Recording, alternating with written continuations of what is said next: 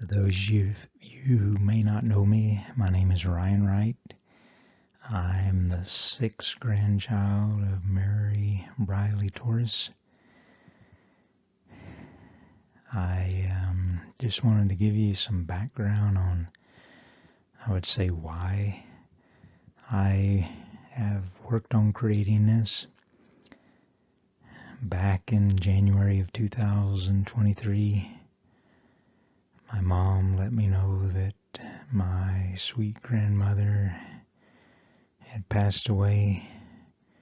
She certainly didn't die, because I know she is carrying on much of the work she loved throughout her life.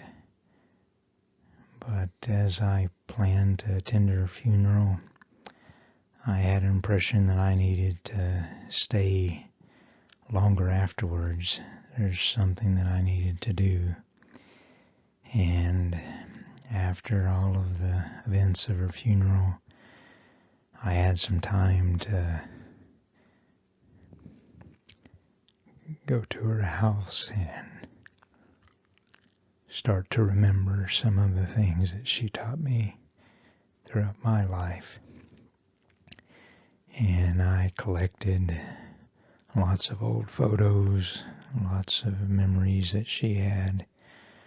I scanned those in because I've done a lot of photo editing. I tried to restore a lot of old photos and colorize them and make them a little more easier to blow up and see and let more people enjoy them and remember them. And I spent about 2 weeks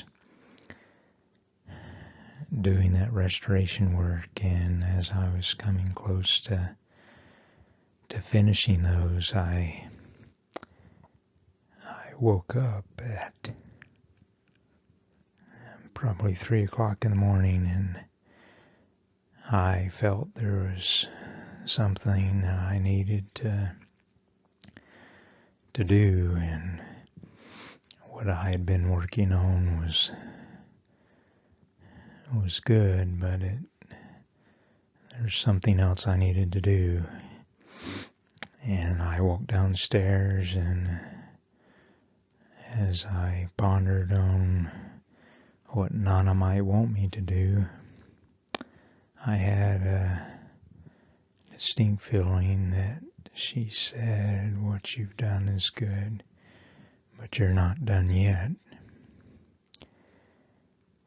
The hard thing was she didn't tell me exactly what she wanted me to do. So I tried my best for a couple hours before work started to think on what Nana would deem important for me to work on, and I came up with a few ideas and went off to work in my normal day. And the very next night, around 3 or 4 in the morning, I was awakened again. "You're not done yet." And I started to read different histories of people that were part of her life. Her mom, her grandmother, other people that could have influenced her. And again the next night, and the next night I was awakened again and felt that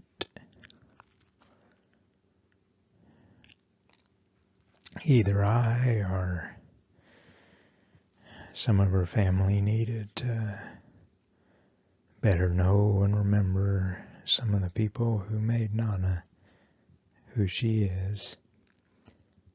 And I started working on the best that I knew how.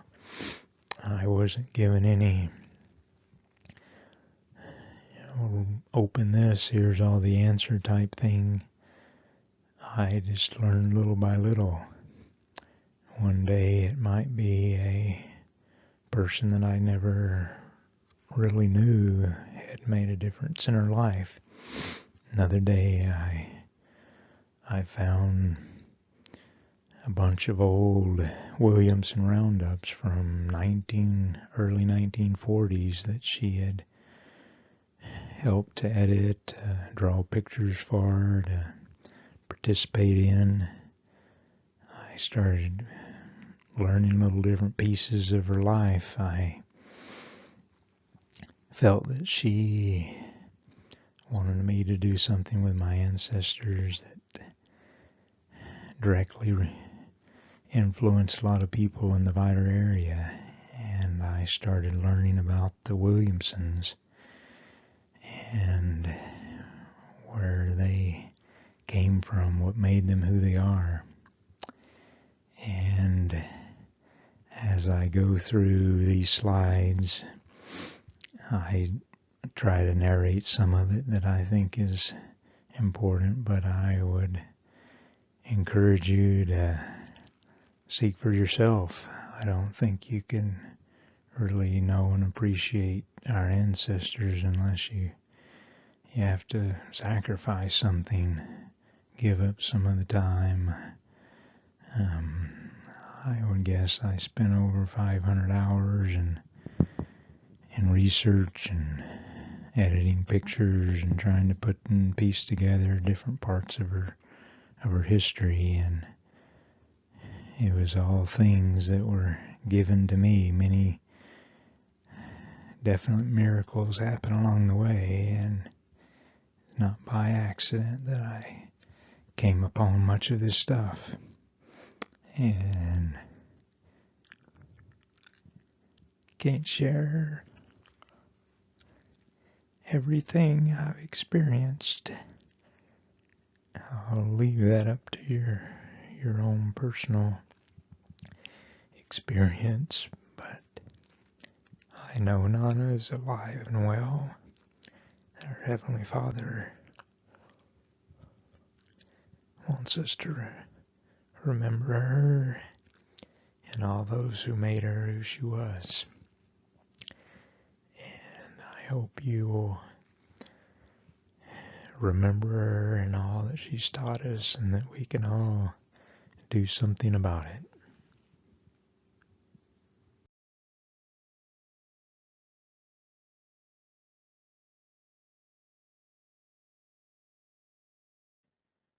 One thing I could always count on when I came to Nana's house was she would always tell me something about her ancestors, some little thing that she felt I didn't know that was important. She gave me lots of histories that she had carefully collected and sent them to me in the mail or handed them to me. But I know that her ancestors were important to her, and in turn they became more and more important to me. This is just a test to see if you can name, let's say, 5 or more of these people. These are all relatives of Nana, except for one. One's a little trick question, but I'll give you a hint that he's a very important missionary. See how many you can guess, and at the end the answers will be given.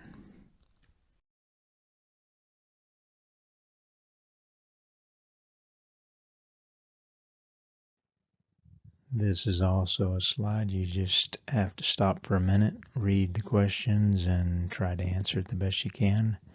There will be answers given throughout the slides you'll see, and at the end the answers will be given, but I just wanted people, I don't say these are all easy questions, so they're meant to stretch your mind, but hopefully they'll stir some thought of maybe I don't know as much about my ancestors as I thought I did, but just a fun slide to jar your memory.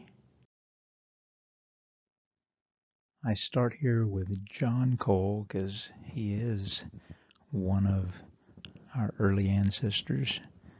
He was born in Louisiana, but at the the time he decided to come to Texas, 1828, Texas didn't exist and the U.S. didn't own the territory, so it was kind of a area partially owned by Mexico, but supposedly U.S. people would come to the area, and from what I understood, you didn't have to pay for the land. You basically would settle, and as long as you would develop the land, that you could live on whatever area you stayed. There wasn't like a lot of Mexicans that were up in this part of Texas, and John Cole started a homestead in the kind of between Vidor and Mauriceville, as you see on that map. So at the same time that John Cole was settling in Texas, William was born in Louisiana. He unfortunately lost his father at a very early age, and his mother also died not too many years after that. We don't have a lot of details about his early life, but know that he and his brother George did not want to, I guess, stay in the area they were, and they moved close to Lake Charles, and William was able to work on a cattle ranch with his brother, and that's where he met Joacine Desmaret in the Welch, Louisiana area. And William and Joacine, who was French ancestry, they started their family. Nana's grandmother was Amelia Williamson, born in 1855. Unfortunately, 3 children in a row after Amelia died. George at 5 months, William at 2.5 years old, and Mary Jane at 4 months. And this is also, if you look at the dates there, the Civil War kind of began in the early 1860s. William was called into the war and had to go despite their beliefs. And during the war, there's a story told that William, if you look at the dates, his son William died in 1862 during the war, and it was told that William left without permission from the army to try to come and help Joacine, because William had just died, and she was also pregnant with Jasper, who was born about 3 months after his death. So William came to try to help Joacine, and they actually came after him, trying to find William, having left the army for a time, and he had to hide like under the house to be able to avoid the searches, and attempted to help Joacine for a period of time, and then went back into the army and continued to the end. And also Melissa Ann was born in Louisiana in 1864, right towards the end of the Civil War. But William and Joacine felt that because they had lost 3 children, suffered a lot of difficulties, they felt maybe moving to a new area could be better for raising children. So Joacine and William moved, maybe partly because his brother George moved over into the Texas area. So they took their family after the Civil War and moved into southeast Texas. And at the time, if you would, because of serving in the Civil War, he was given so many acres of land that if they would homestead it, that they could develop it, and that land would be theirs. And so the Williamson settlement was started in the late 1860s, and this is the children that they had at the time. I'll give you more individual details about different children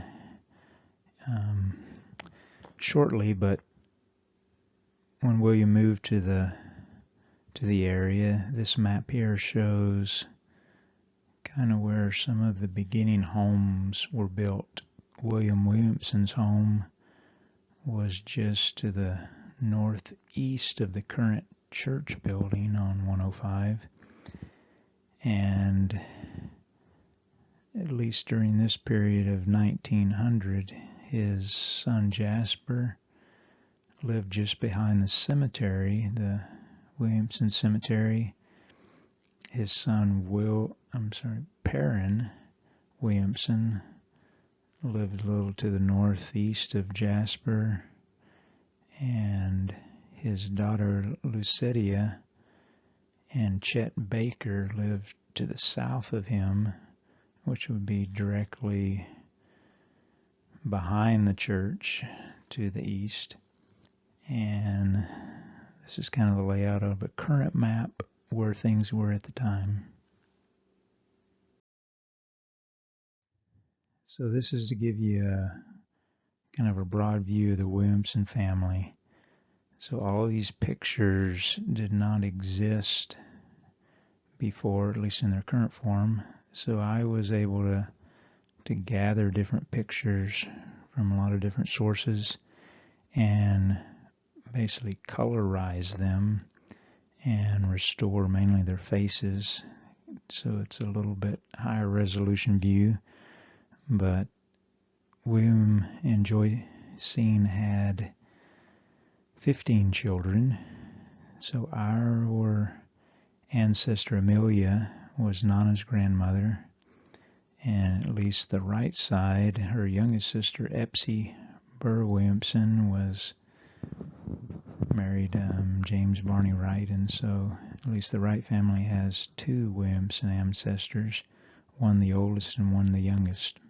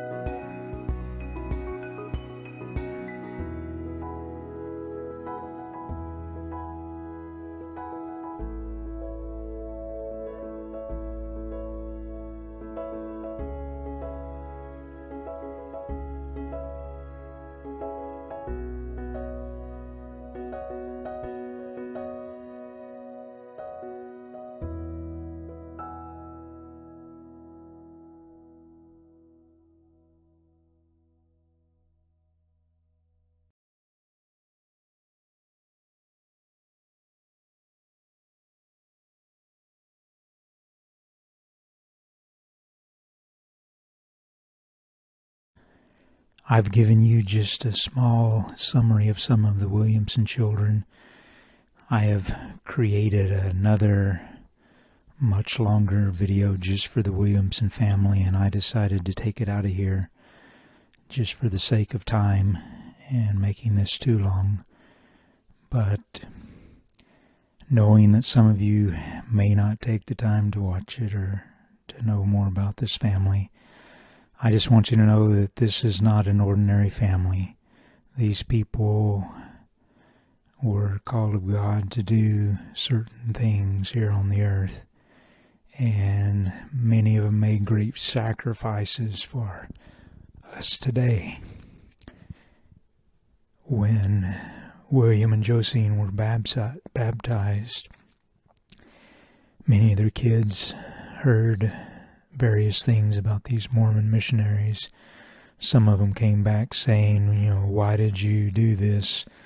They're going to marry women and bring them back to Utah as their wives and all kinds of things. William and Josine sat down together, and Josine said, William, I fear that maybe we have made a mistake. And William turned to her and said, don't you worry, we have made no mistake. Now, don't think that Josine was lacking in her faith in the beginning. All of us certainly have to develop. She became a stalwart member, and one of the reasons why the church stayed and why it was reestablished and a branch was started. Please know that these people made great sacrifices, and we should be grateful for all that they did.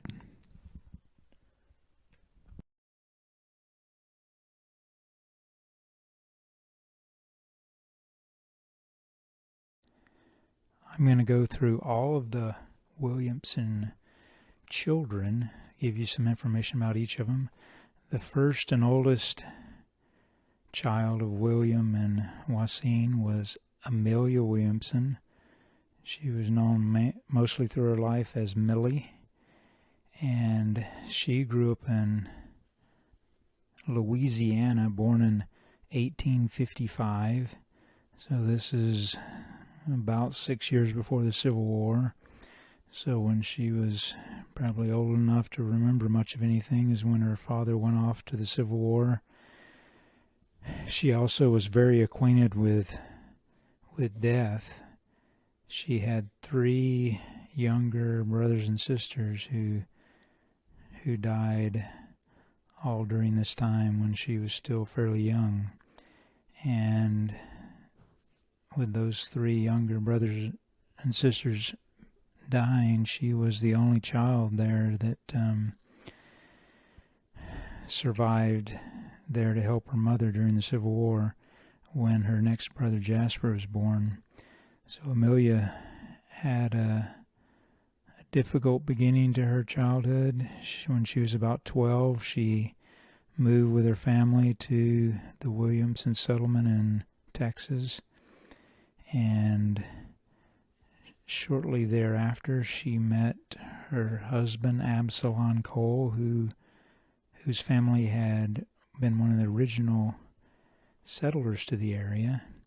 So Amelia and Absalom began their family when Amelia was only 15 years old and Absalom, I believe, was 32 years old.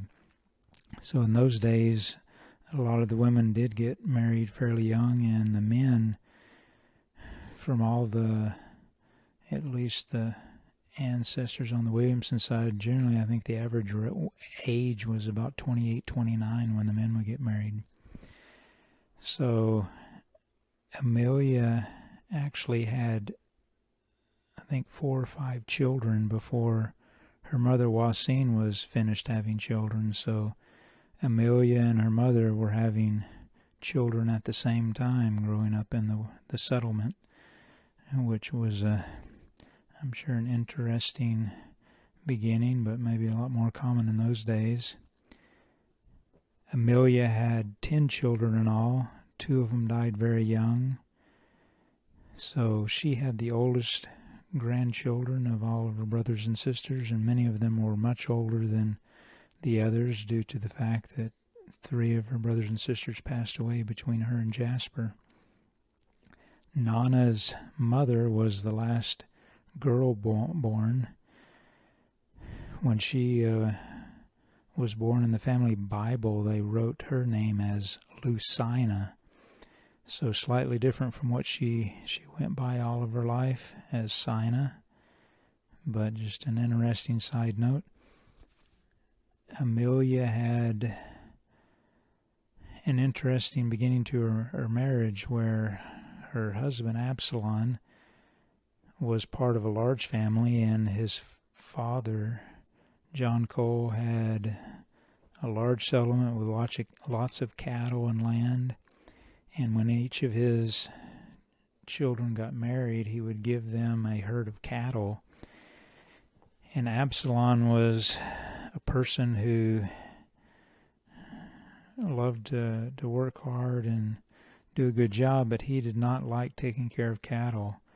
And that was something he did not want to do. And so shortly after they were married, Absalom decided he was going to sell the herd of cattle. And so they sold the cattle, and in those days, cattle weren't worth near as much as they are today. I think they were only like $5 a head. So it was a substantial amount of money, but certainly not a lot compared to what we would see today. But his father, John Cole, was so upset with Absalom for selling this herd of cattle that he had I guess felt very much that his kids should take care of and be a part of the cattle business. And when he did not want to do that, he was upset and said that John Cole disowned his son and didn't have, I guess, a lot of interaction with him throughout his life. So Amelia and Absalom, it was said, never owned their own property and never owned their own home, which I'm not sure all the reasons for that, but they lived a very poor, just living off the land, whatever they could grow and hunt for and do themselves is what they did. I'm sure he did other miscellaneous odd jobs. A lot of them were loggers in the time. But all of these people on the page are Nana's aunts and uncles.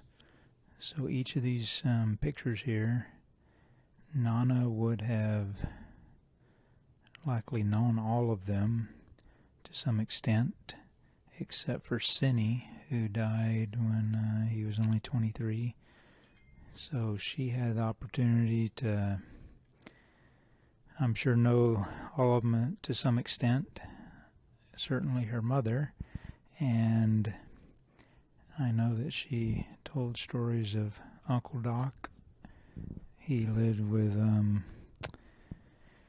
her brother Cole for many years. He spent a lot of time with them. So each of these, a lot of these did not have kids. So the oldest son, Milam, had one child. He lived in, I believe, the Vidor area most of his life. Riley had 4 kids. His wife died, and Riley then, I think, lived by himself for a period of time, and then Isma and Doc came and lived with him out in a small cabin in the thicket, they said, where Riley lived in the house. And I don't know if Isma and Doc just didn't want to take the time to build a house, but Albert Chrisman mentioned that when he went to visit him when he was a young boy, he would ride his horse out to visit, and Uncle Riley would let him sleep in his bed with him, but his uncle, he called him Uncle Ism and Uncle Doc. He said both basically dug a hole in the ground, created kind of a burrow in the ground and a mud dirt house basically, and they made him a little bed down there in the bottom and slept down there at least for parts of the year, or I don't know if it was times it wasn't raining too bad, but he said when he went to visit they would sleep down in their little dugouts, and he would share a bed with his Uncle Riley. So an interesting little setup there. Her Uncle Redden had 4 kids, and I think he moved around to several different areas. And her Aunt Louisa married a Gentry, so Louisa Gentry lived in the Vidor area, and Nana did know her also. So that's some of Nana's aunts and uncles from her grandmother's side. Another interesting thing I saw was from Millie's son Riley.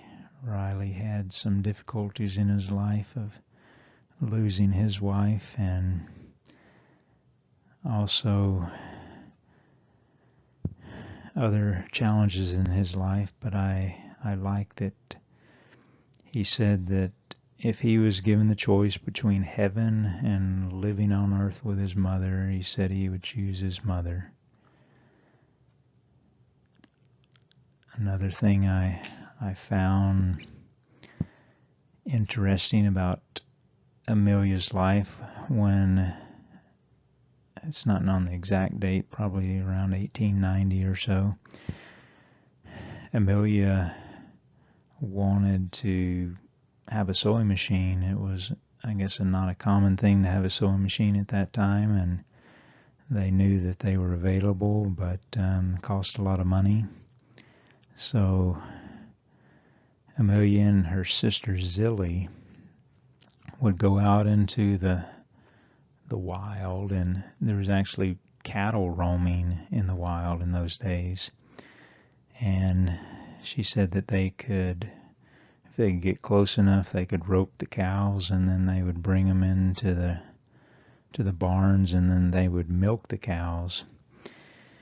And Millie and Zilly would take this milk and churn it into butter. So not a easy task, but they would take this butter, and her son Riley would go each day to Wise Bluff. So it was like a 5-mile ride on a horse, and he would sell 1-pound blocks of butter.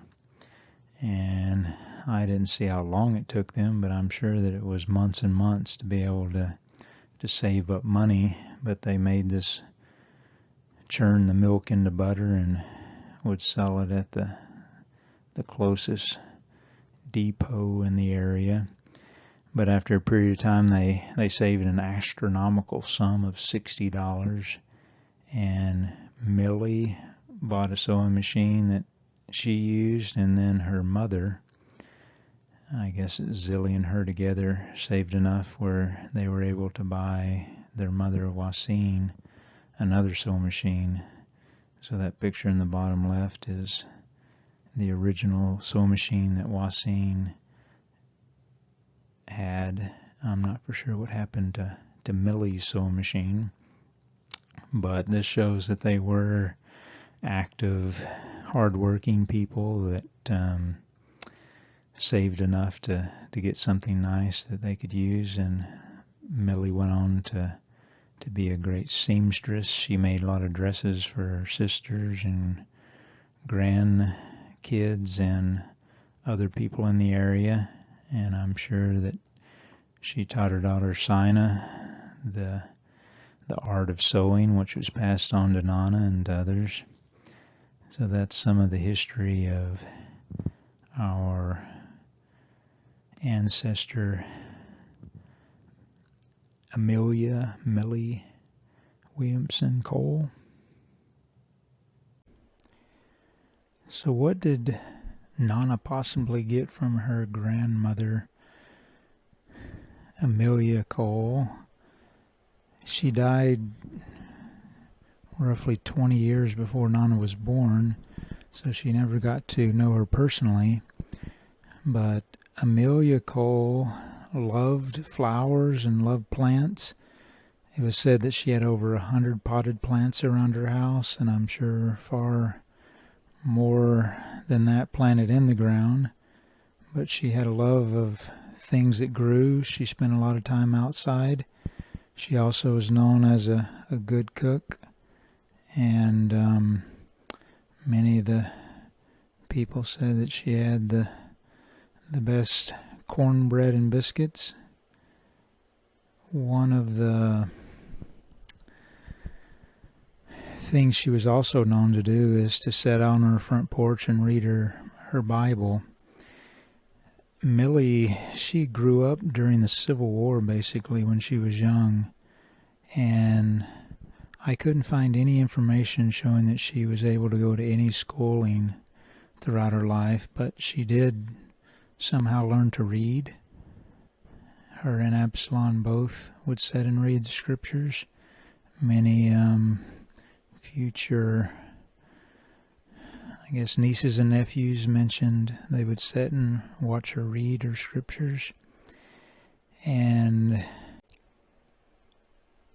Millie also was known for her sewing. She made a lot of dresses for nieces and her own children, and I'm sure passed that on to her daughter Sina, which passed that on to Nana. The last thing about Amelia, her and Absalom would take the missionaries into their home many times. Missionaries had some serious sicknesses, as I learned from reading Don Hilton's book. Many of them were sick for months at a time, could barely do anything, having malaria and other very difficult sicknesses where they had to basically be taken care of for day and night type thing. They mentioned that Amelia and Absalom took care of them during their sicknesses. One of them, in leaving their home, he said that as Absalom drove them to Ford's Bluff to catch a train, he said, "As we leave, it seems like leaving our folks at home, for we leave these good folks with tears in their eyes." So, Amelia and Absalom, Amelia lived a shorter life, dying of what they think was influenza at a younger age, only in her 40s. We don't have a whole lot written about her life, but certainly a dedicated member when she joined the church and went on to teach her children the best she could. All of them were baptized into the church, and many of her grandchildren also were. I'm a visual person, so I like to see things in different ways, and I was trying to come up with a way to better see the whole family and kind of a timeline of when people were born, when they died, and understand some of the history. So I created this to better kind of see when things happen, when people were married.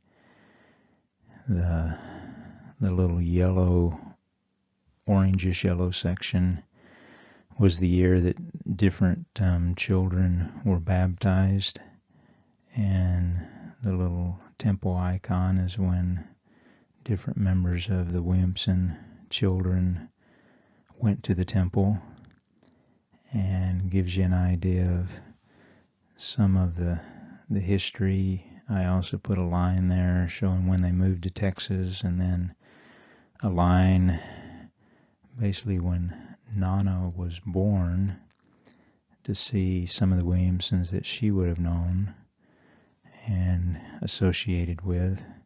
So there were several Williamsons that she knew for many years and had an influence on her life.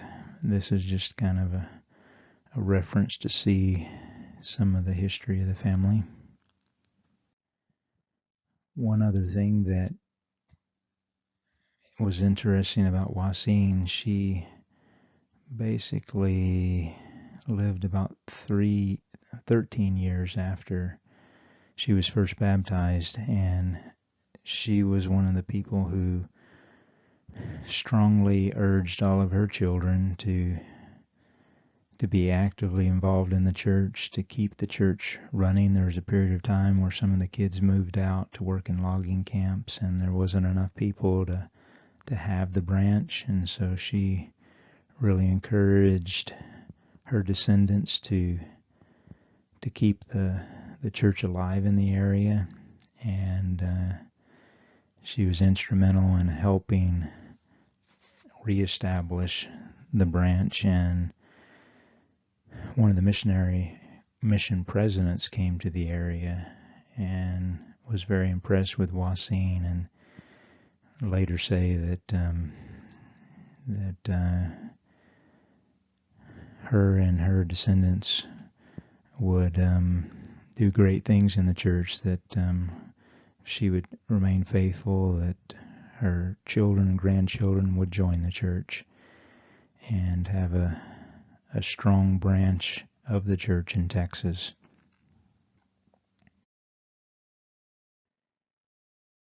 This is throwing together several different old pictures of some of the church buildings. One of the 24th of July celebrations, where they invited the community to gather at their church building, where they barbecued.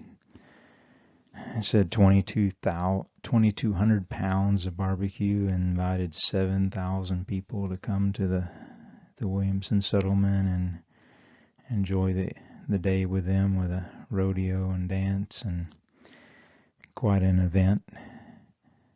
To the right is a picture I was able to find that shows some of Nana's brother and sister, Cole and Mamie, that attended the Williamson School.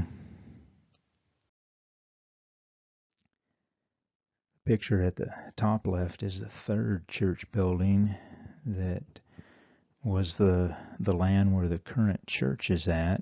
Just a little bit to the north of the current church was this building, and the land was donated by Sina Briley. So Nana's mother's the one who donated a majority of the land there. Some other land was donated later. Hers was the original land. The bottom left is a picture of Nana's mother, Sina, and some of Nana's brothers and sisters there in 1919. So this is before Nana was born. It's not known all of the other individuals in the picture, but I believe two of them are missionaries. And the one on the far right looks like Jasper Williamson, but not positive who all the other people are. The picture on the right is another picture of Nana in about 1936. This is another picture I helped restore of the branch in 1922.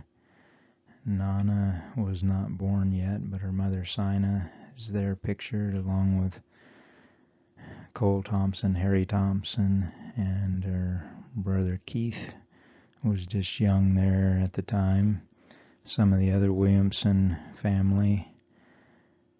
Thankfully, someone identified a lot of the pictures, but wasn't able to identify all of them. Some of them are missionaries, but you can see a lot of the Williamsons and my other great-grandmother Epsy with some of the people who lived there in 1922.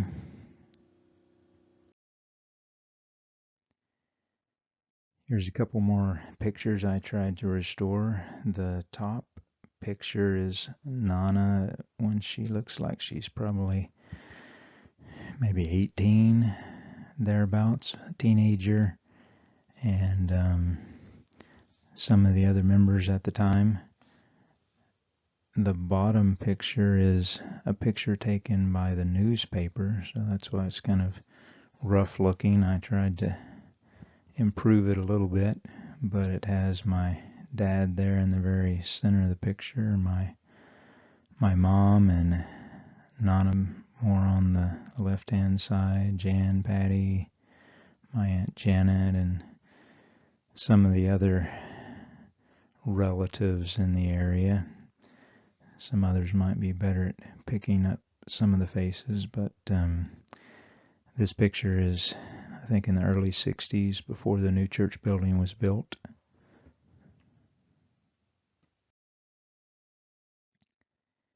This document is the thing that I found in Nana's material, showing that her mother, Sina Briley, donated 2.35 acres of her land to be able to build the third Williamson Branch Chapel. It's located where the current building is today.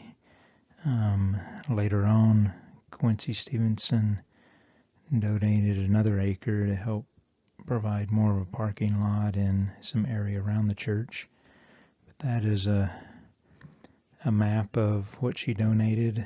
I believe Nana said that she had to charge the church $1 to make it an official document, but she basically gave the land to build the building you see there in the top right, and that served for many years until the mid-60s, where Thomas S. Monson came and dedicated the current chapel that is there.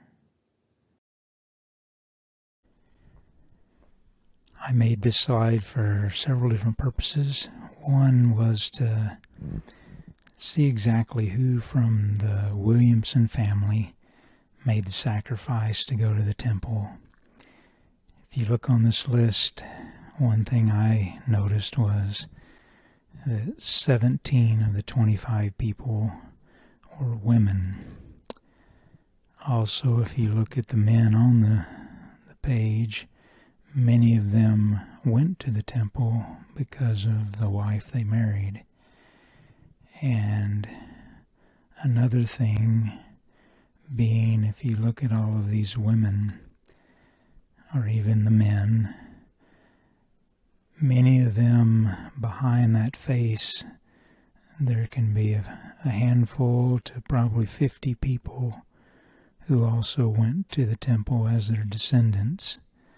So one person starting a new family tradition can really make a difference. And I noticed that in the Williamson family, that many things were done because someone made the effort to set an example. And having an example of going to the temple is something I think is very important, and something that we need to share with our posterity.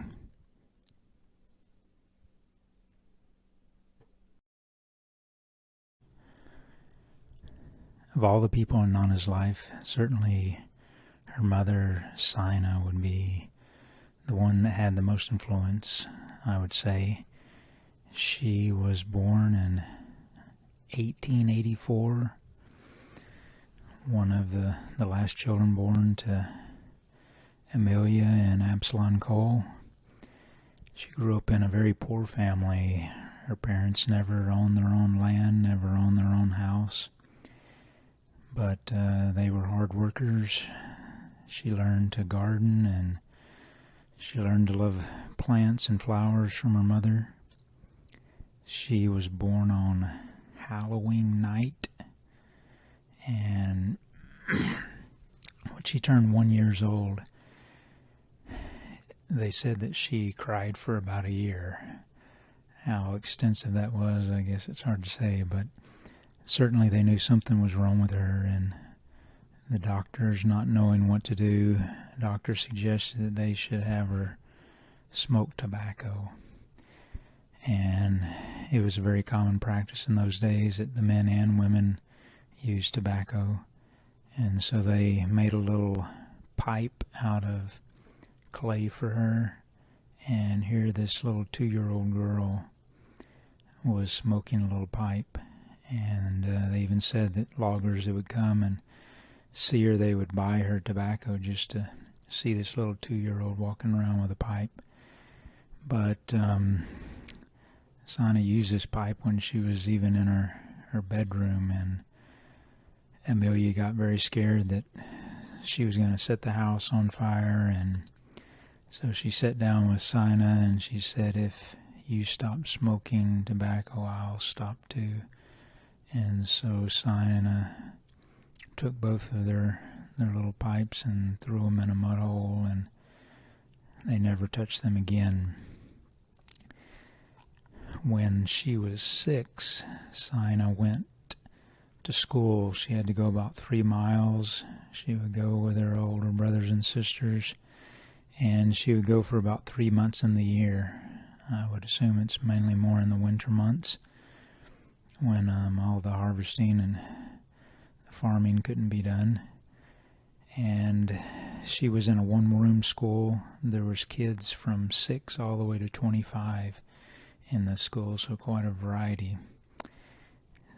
She continued going to different schools. I think at one time there was a family who burnt down the school because they were upset that the teacher wouldn't let their sons chew tobacco and spit tobacco out the window. So they went and burned down one of the schools. But Sina continued to grow up, and when she was about 16, she started noticing a young man who would come to some of the dances in the area named Hansford Thompson, and they saw each other off and on. I think he gave her a Christmas present, and when she turned 17, he was given permission to, I guess, visit her more often. And on October 12th, 1901, Sina and Hansford were married. The kids came pretty quickly in their family. She had, I believe, all of her kids in a period of about 11 years, at least, her and Hansford. And so she had a lot of kids very quickly. One thing that her kids said is that they would never hear her use a bad word. The worst that she would ever say would be "By Joe" or "I'll be hanged." So that was a thing that she taught her kids, and they said that all of them followed that example except for one, and I guess that was Cole. I wanted to share with you some things that have been on my mind. I tried to put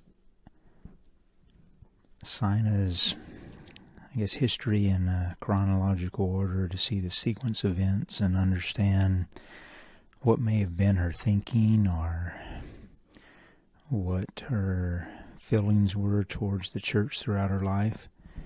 And I certainly don't know the correct answer or all the details, so I have to ask her someday.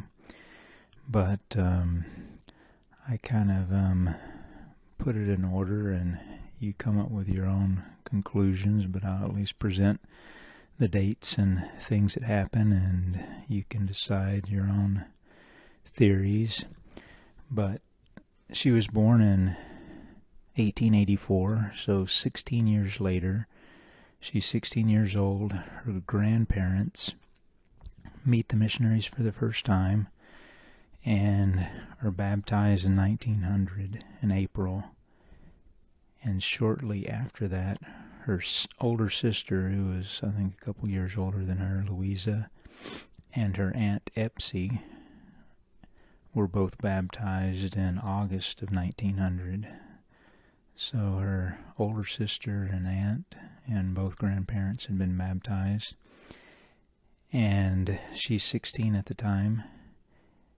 In 1901, so a year after the initial missionaries came, and during that time, missionaries had stopped by usually every 3-4 months, and they had been in her home. So Amelia and her Father Absalom had the missionaries in the home and had taught her. I'm sure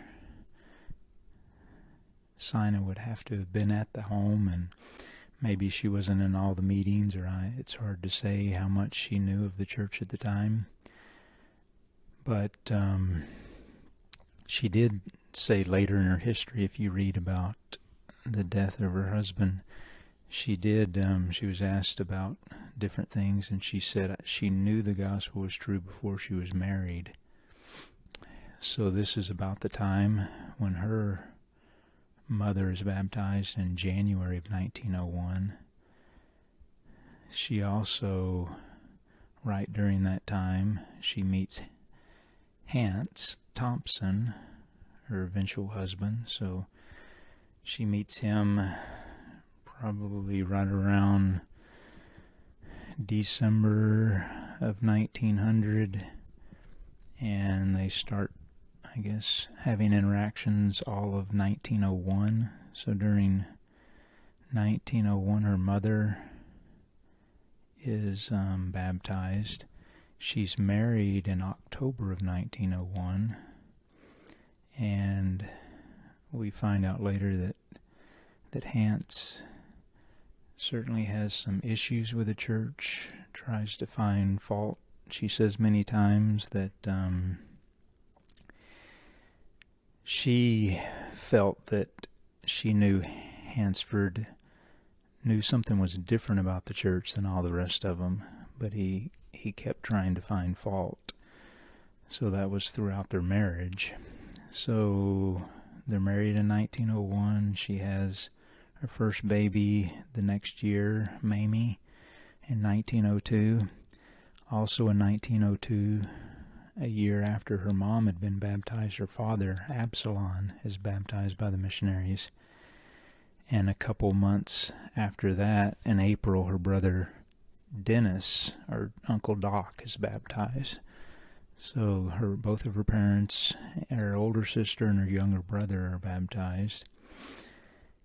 2 years after that, in 1904, her brother Cinny is, I think, 22 at the time. He dies in January in a logging accident. And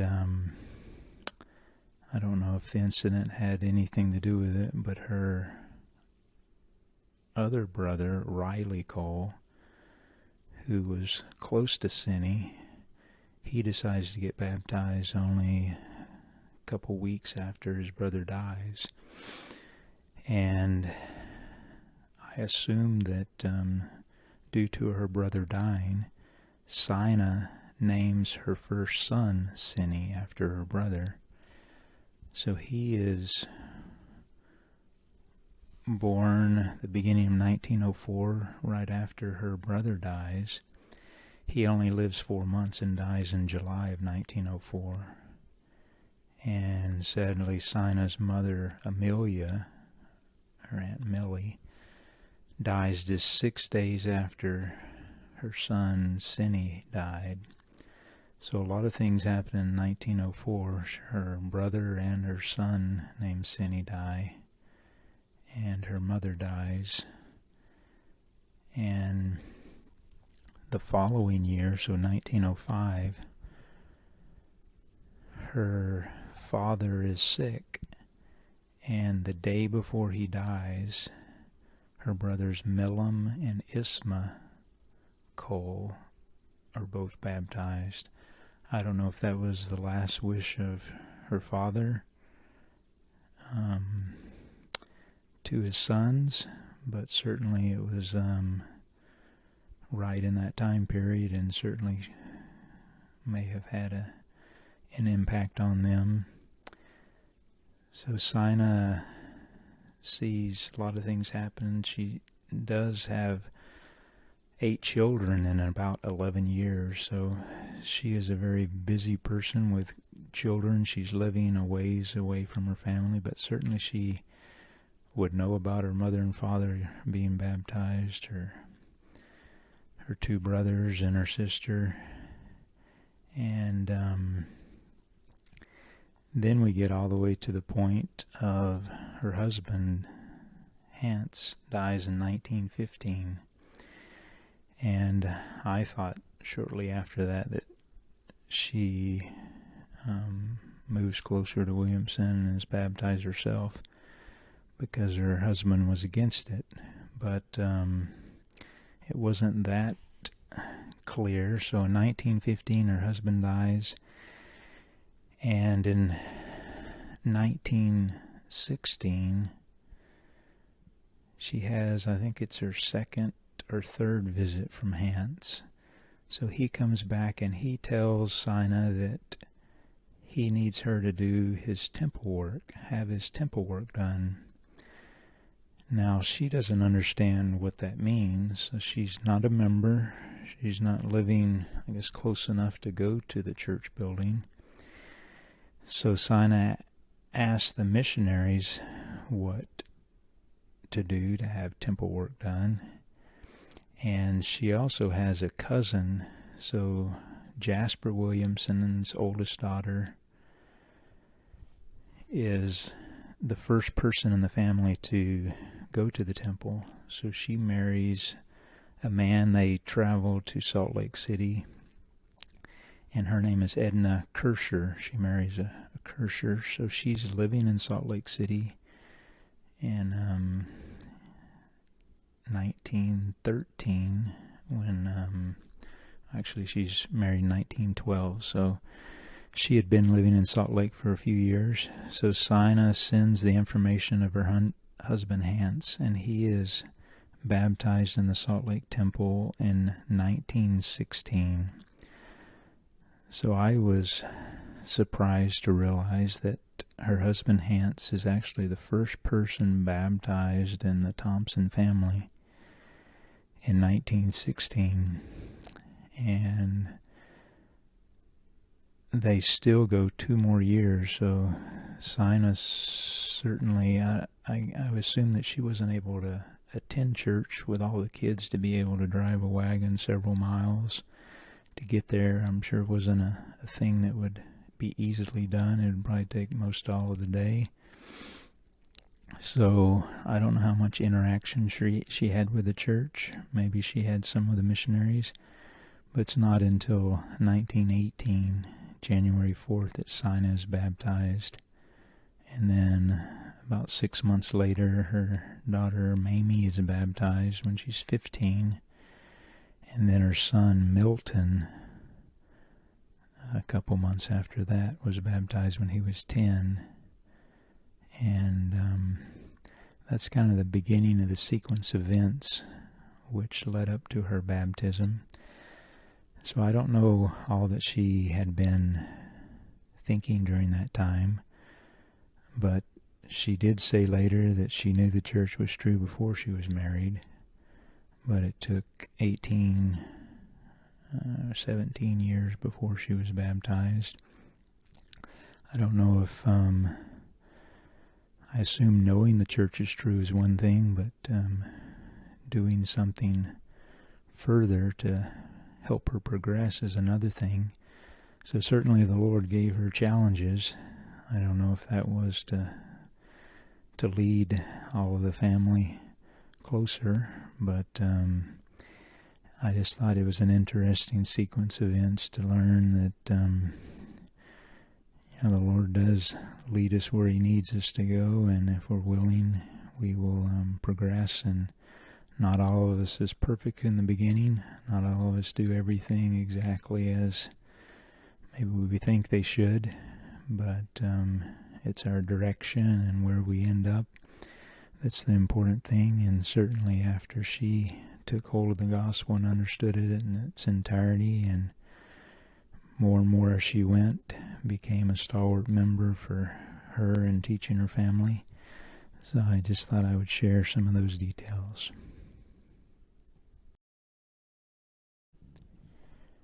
Here are some pictures of the Thompson family in the early years.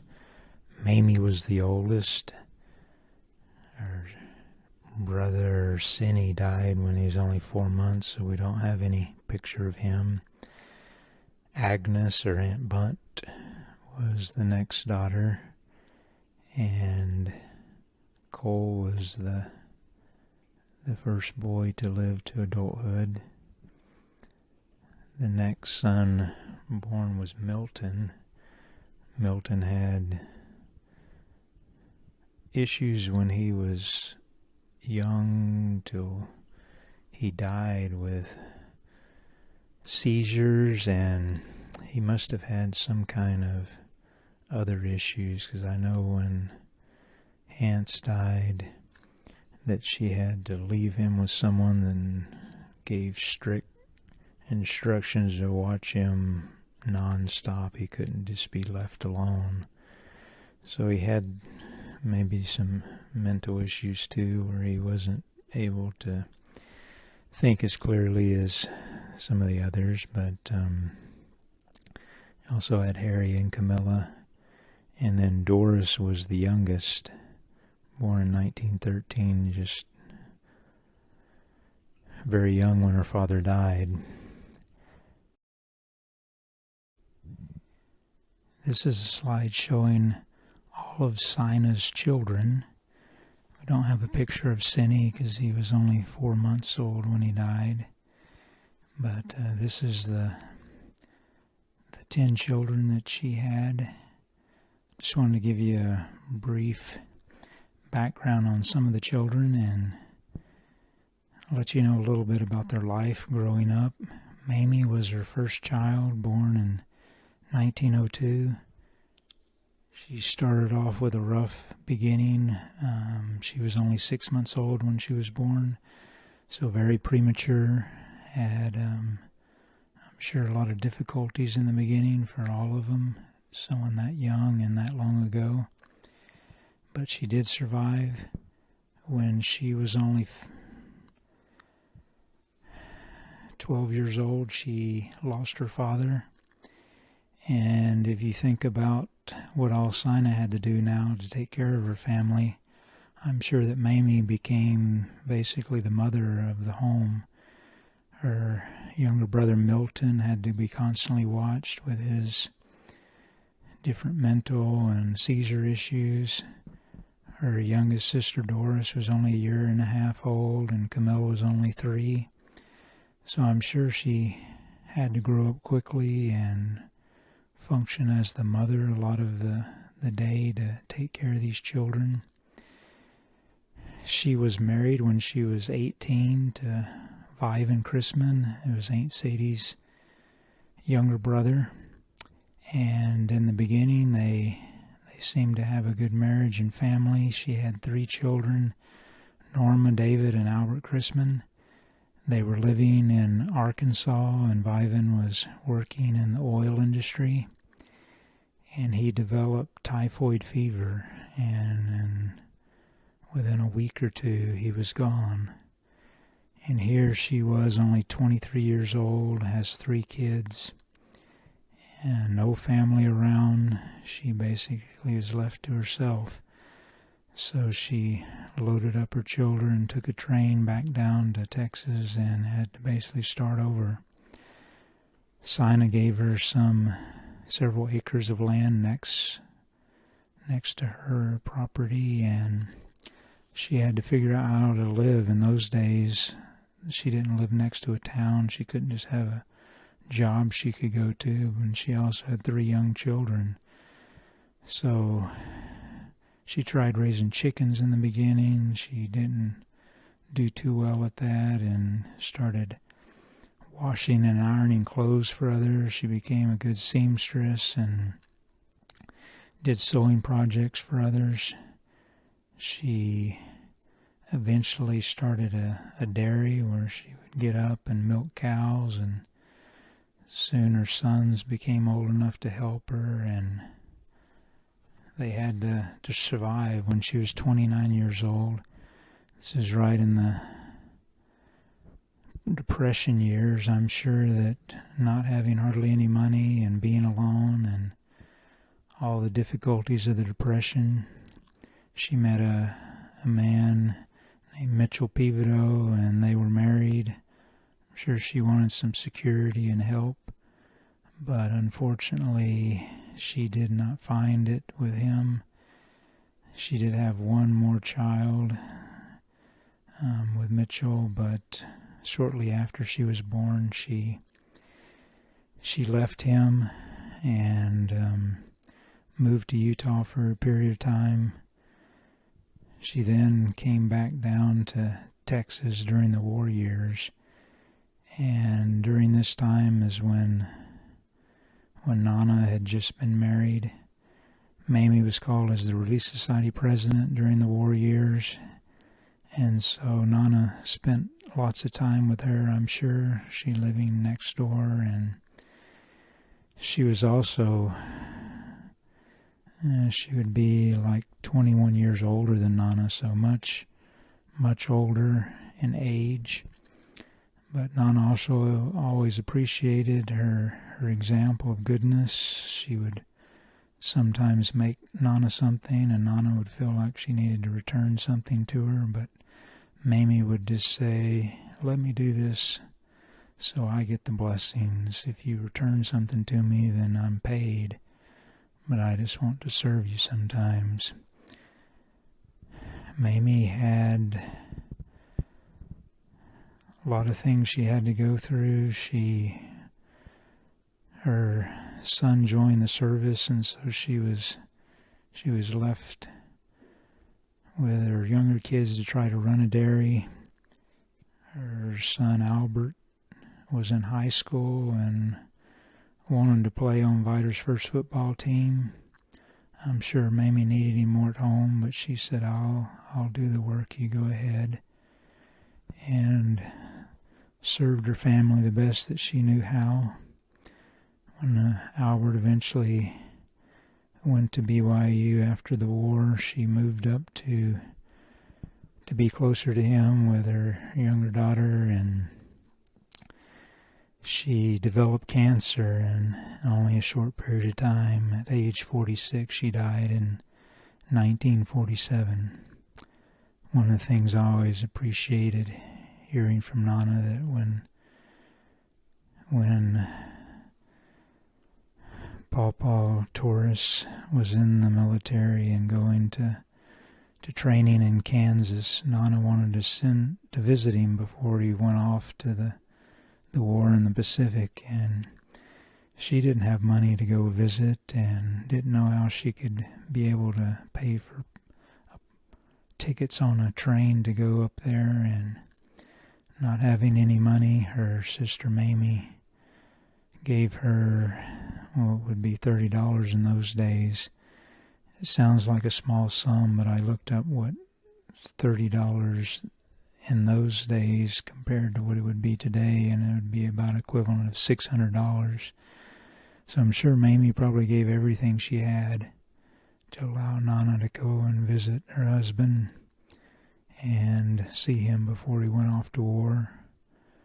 So appreciate her service and her example to my grandmother and making who she is. Her second daughter was named Sina Agnes, later referred to as Aunt Bunt. She was born in 1905, and she developed a love of reading at an early age. Her father, Hans, also loved to read and would get caught up in reading books, and Sina had that same desire. She even wrote in some of her history that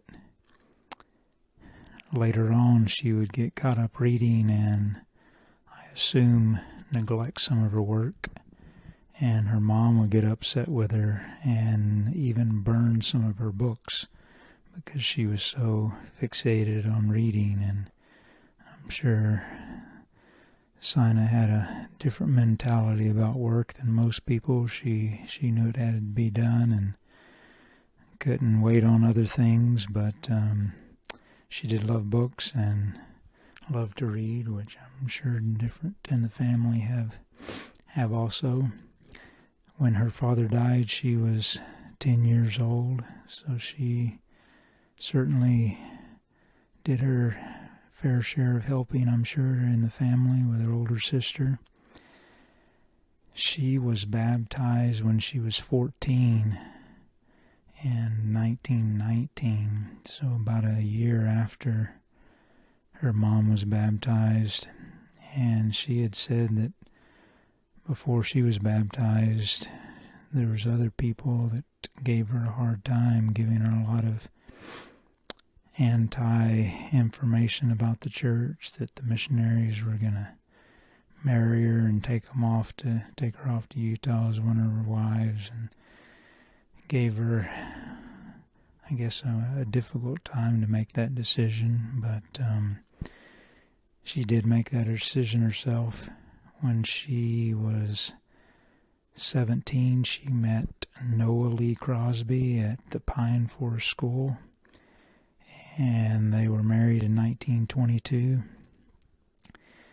They had several children, and Agnes had an issue with asthma, and her health was poor. They thought that potentially a drier climate could help her, so they decided that they might try moving to Utah. They also wanted to be married in the temple and thought that that would be a good idea, so they packed up the family, and as they drove, they would run out of money and they would have to stop and work some more and get more money to finally make it there. But they were able to go to Salt Lake and be married in the temple and sealed as a family. Spent some time in Utah before they moved back to Texas. Her husband became involved in some politics and city government, and she totally was not the type of person that wanted to be out in public around people and exposed to that kind of thing. She was more liked a lot less, I guess, had anxiety, social type things, and she didn't want to be involved in any of that, and went out of her way. I think when he went to vote for one of the government offices, she basically left the house and wasn't even found for the entire day, to not be having to go out in public for anything. But she was proud of her husband and all that he did. She developed different health conditions. She had bad kidneys. She had other things later in life, and died at a younger age of only 56 in 1961.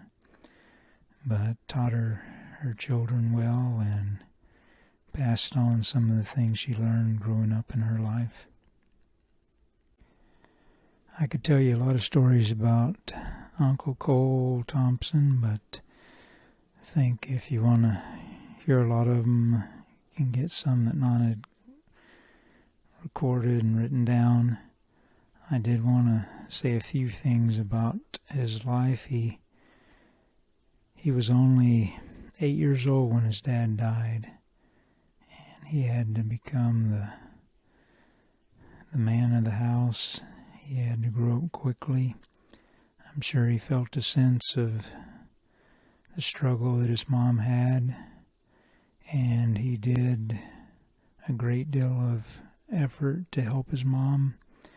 When she wanted to move their house to the Williamson area, he was only 12 years old, but Sina did write that Cole played a huge part in taking apart that house and loading up in wagons and delivering it and hauling back and forth for about 7 months, 6-7 months period of time. And throughout his life, he cared deeply about taking care of his mother and his younger siblings.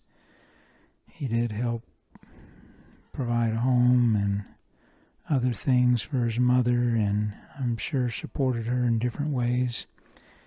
He was a small man, not very tall, and never weighed over 145 pounds.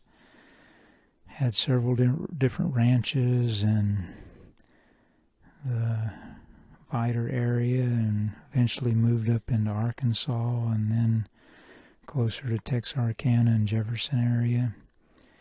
And I can remember going and staying at his ranch there in Jefferson, and the unique life that he lived. He was never married, never had any kids, but he definitely knew how to work, and kind of a single-track mind, but did care about his sister, Nana, and stayed close to her his whole life. Always appreciated his example of hard work and all that he did for his family. Milton was born in 1908, so he was only 7 when his dad died. Milton had some condition, dealt with epilepsy, had a lot of seizures throughout his life. They had a hard time knowing exactly what all was wrong with him or how to help him. She wrote of having to constantly watch him when he was younger and not exactly knowing what to do and to help him. He was baptized when he was about 10, and eventually they sent him to a home to try to help people with problems that he had, but it appears that they didn't know what they were doing or didn't understand his condition and gave him different medications and things. But he died at the young age of 18, and sadly not a lot was known how to help him. But Sina did have to go through a lot in her life, and one was trying to help a son with a difficult condition, but something that took a toll on her, but I'm sure taught her some things that trials do in our life. That was Milton Thompson. Harry was the next son. He lost his dad when he was only 5. He grew up during the Depression also. He had a desire to learn how to do taxidermy when he was a teenager, but he found out it would cost considerable amount of money in those days to learn how to do the thing. He found there's an own thing you could write into, and they would send you lessons on how to do it, and then you'd have to take some kind of test and turn in. So Harry worked hard for an entire year to save up enough money for this course, and was given the information and finished the course and began taxidermy. And I know throughout his life he gave several things to Nana, and I remember as a kid being intrigued by seeing these which looked like very real animals being stuffed, and going back in the rooms and looking at these things many times. He also was a very persistent, diligent person. It took him 17 years, but he was able to finally graduate in a degree in engineering. He had to do a tremendous amount of work and having to go back and forth and work his way through college. He did travel to some different areas and the different work he did. Eventually met his wife, who was an artist, and he enjoyed art also. Eventually settled in the Denver area of Colorado and got heavily involved in photography and outdoor trips to photograph wildlife. Submitted different photos to the National Geographic and was involved in different photo clubs and did lots of artwork. He always was a very good person to Nana. Nana always talked highly of him and appreciated him as a brother and his kindness to her and his many talents that he would share. So he lived to the ripe age of 99, so Nana certainly got got some of those genes of longevity. That was her brother Harry, died in 2010. Nana's next sister was Camilla, or Aunt Camille, born in 1912. She was only 3 when her dad died. Certainly grew up in a very humble circumstances and was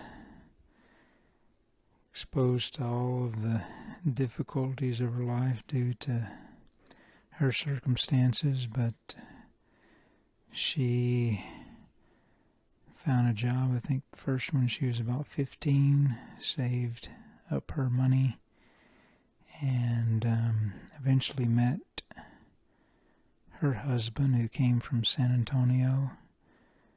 They were married, and she, I guess, wanted to get out of the area and decided to move up to Utah, and ended up living in the Provo area, and I think for a time came back to the Vidor area and then went back to Utah. But one thing that I appreciated about Camille was she was very dedicated to her family history. She cared deeply about doing research. She spent many of her vacations going into Louisiana to Virginia.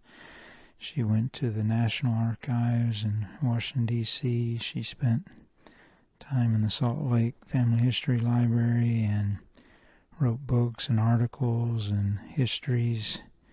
She was one of the people who helped to set up the Cole Monument and the Williamson Monument there in the Vidor area next to the church and by the coal settlement. So she did sacrifice greatly for the family history that we have. She wrote a lot of histories and gave Nana many things, so I know that Nana was appreciative of the work that she did, and I'm glad that she had the desire to record and find out where we came from and all of the genealogy that she did for us. Doris Thompson was only a year and a half when her father died in 1915, and when her mother had been baptized just only a month, Doris was out playing when she was 4 and was bitten by a snake and died shortly after. It was several years later that Sina remarried, and Keith Briley was born in 1920. He grew up 4 years having a father around, but right before Nana was born, Leonard Briley left.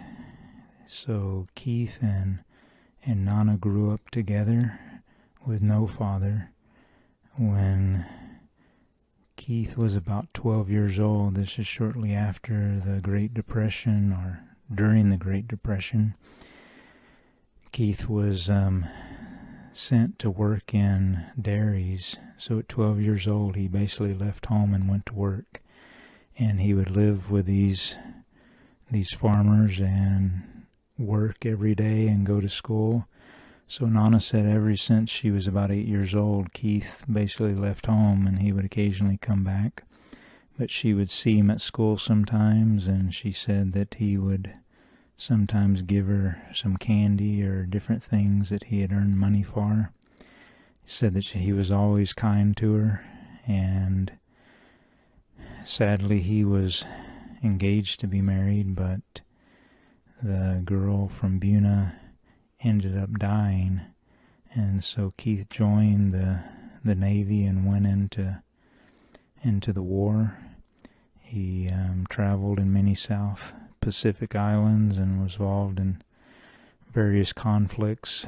When his boat was stationed off an island basically right between Russia and Alaska. Something happened on the boat where he was killed, and Keith was buried at sea, and Nana and Sina didn't know really what happened to him for some time. Sina went to the shipyards in Beaumont and finally found a sailor who knew what had happened and let her know that he had died on the ship. And sadly, Nana didn't get to spend a lot of time with her brother. That was Keith Briley.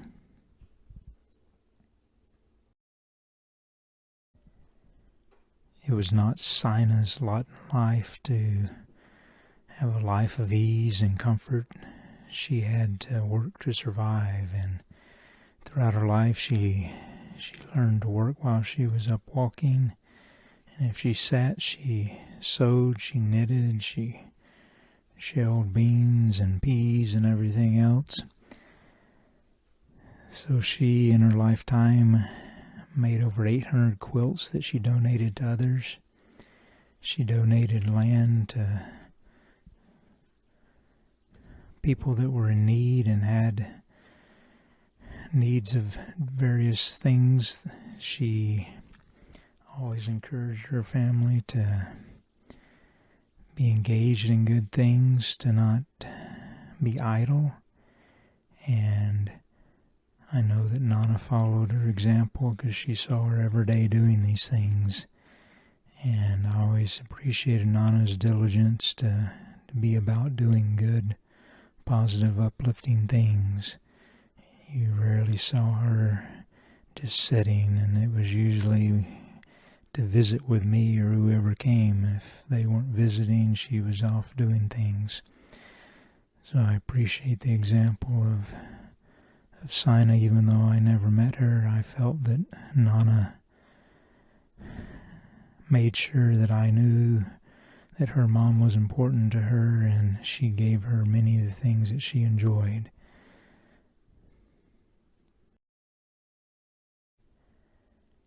This is a short story that happened to Sina when she was older and had a chance to sacrifice some of the hard-earned money that she had, and in turn the Lord blessed her for what she did. So you can pause and read all you would like.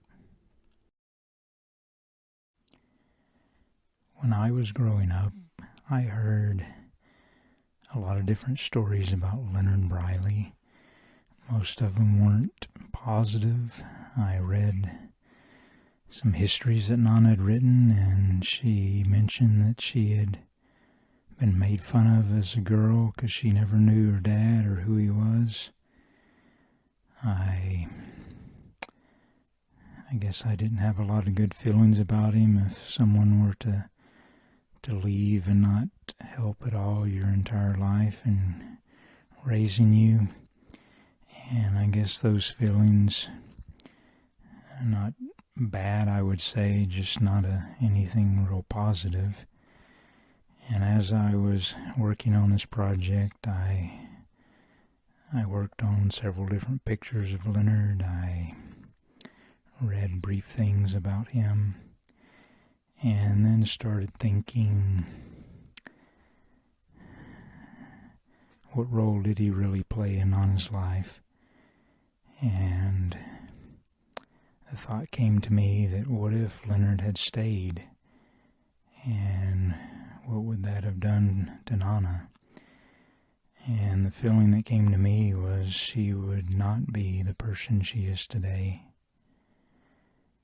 Likely not as good, not as strong, not as patient and understanding. So Leonard did provide a body for Nana. He did provide some old age genes. He lived to like 89 years old. And I think we often feel like everything in a family should be perfect and certain ways that we have in our mind, but the Lord uses people for His purposes, and in this case, he used Leonard for bringing about a choice spirit of his. And all I can do is thank him for that one thing. If that's all he did in his life, that is enough for me.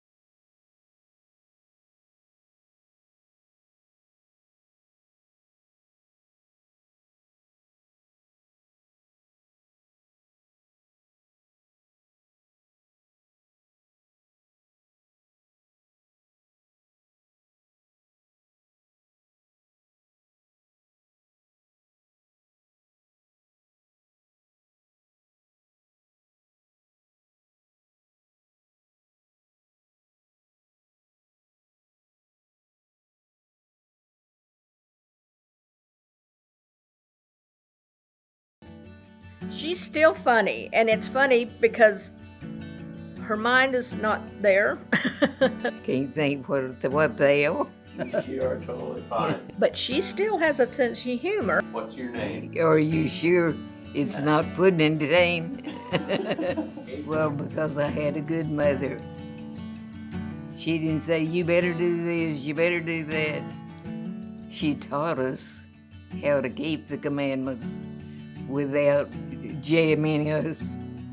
I don't remember her ever really getting angry. Sometimes I had to push and pinch. Like what? Like what? Like mothers do. Well, I learned very on that she was much like her mother, and she believed in work. When she said something, she was going to do it, no matter what it was. Many times, she was out there working in the garden by herself with a rototiller, the heat of the day. We were watching cartoons, look out the window, there was Mom out there. She could have gone to the grocery store, very easily. She did things that I just didn't understand. When she cleaned house, we had to do things like wash walls. And I didn't know why. Why do you have to wash a wall? I remember. If there's something that you could tell your kids and your grandkids that you would want them to remember forever, what would it be? No, I could make a list and how their grandparents influenced me, the way they live, not you do this and do that. It was the way they lived that made the difference. I was thinking when we said we were going to do this, and I was thinking, okay, what would be one word I would use to describe Nana? And the word that I would use is faithful. She has always been 100% faithful in everything that she was ever asked to do. And if it was out of her comfort zone, she did it anyway. I remember one time the challenge, to go and talk to someone about the church that you haven't talked to about it before, and she did.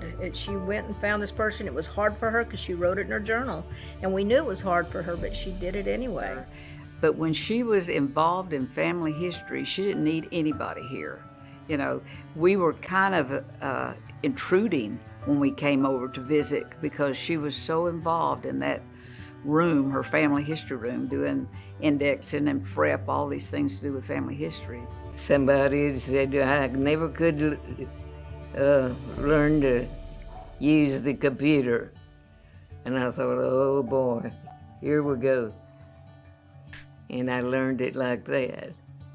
Just determination. That we'd have to make her come out, to get behind. She said, well, I better get back, to my family history. So Can you remember any experiences with family history work? Oh my goodness, that's my second name. There you are, there's your answer. It was a joyful doing. We did, it seemed like we didn't visit as much during those years because she was, and everything that she talked to us about was her family history. She knew these people that she was doing their family history for. Pretty sure my children or grandchildren got a little tired of Nana and her ancestors. So I'd send them out of the room. This room is genealogy. You're gonna have a big party I am. with all of those people that you've helped. If you say party, you better prepare because they'll want to come to that party.